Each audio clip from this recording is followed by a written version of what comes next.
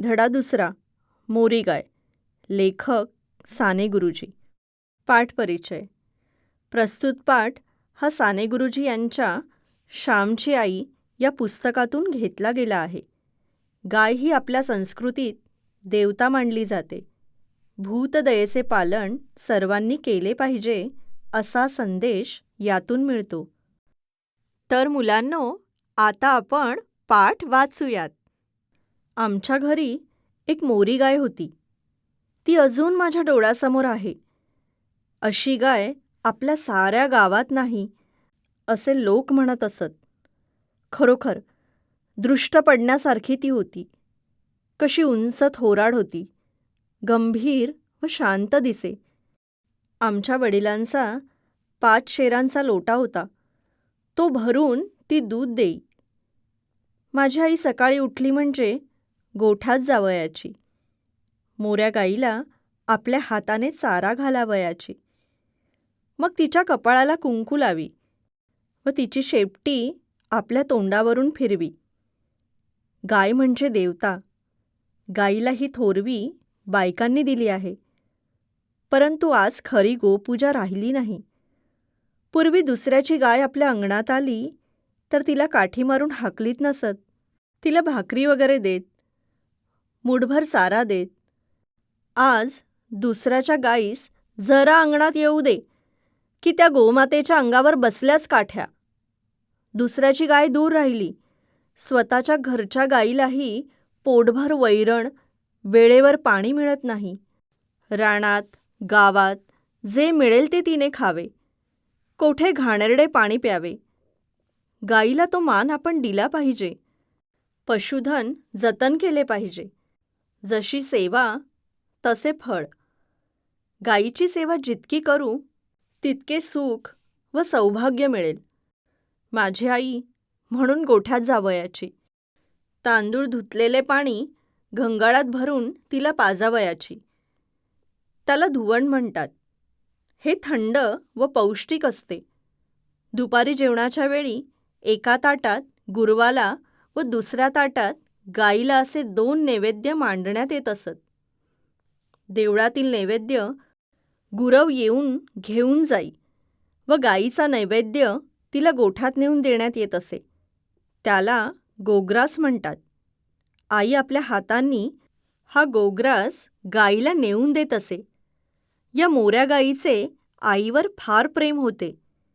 प्रेम करावे व करवून घ्यावे. प्रेम दिल्याने दुणावते. आईला ती चाटावयाची. तिच्या मानेखालची पोळी आई खाजवी तसतशी मोरी गाय आपली मान वर करी. आईचा शब्द ऐकताच मोरी गाय हंबरत असे. मोऱ्या गाईचे दूध आईच काढीत असे. मोरी गाय दुसऱ्या कोणाला तिचे दूध काढू देत नसे. तिच्या कासेला हात लागताच हा हात कोणाचा हे तिला कळत असे. आईशिवाय दुसरा कोणी बसताच ती लाथ मारी. ती अभिमानी होती. प्रेम न करणाऱ्याला ती लाथ मारी. पाप्या, माझ्या कासेला तू हात लावू नकोस. माझ्या कासेला हात लावण्यासाठी माझा प्रेमळ वत्स होऊन ये, असे जणू ती सांगत असे. ती मोरी गाय भाग्यवान होती असे आम्ही समजत असू. जणू आमच्या घराची ती शोभाच होती. आमच्या घराची देवता होती. आमच्या घरातील प्रेम व पावित्र्य, स्नेह व सौंदर्य यांची जणू ती मूर्ती होती. परंतु पायलाग म्हणून भयंकर रोग आला. या रोगाने कोकणात फार ढोरे मेली. पटापट पाय आपटून गुरे मरत. पायाला क्षते पडत व त्यात किडे होत. 1-2 दिवसांतच ढोरे मरत. मोऱ्या गाईला पायलाग झाला. पुष्कळ उपचार केले, परंतु गाय बरी झाली नाही. एका काडीसही ती शिवेना. मान टाकून पडली होती. आम्ही घरात जपही केले, परंतु आमची पुण्याई संपली होती. मोरी गाय आम्हास सोडून गेली. मोरी गाय गेली त्या दिवशी आई जेवली नाही. आईला किती वाईट वाटले ते मी कसे सांगू. जो प्रेम करतो त्यालाच प्रेमाचे कोणी गेल्याचे दुःख कळते. इतरांस काय समजणार? मोरी गाय जेथे मेली त्या जागेवर आईपुढे काही दिवस हळद कुंकू व फुले वाहत असे.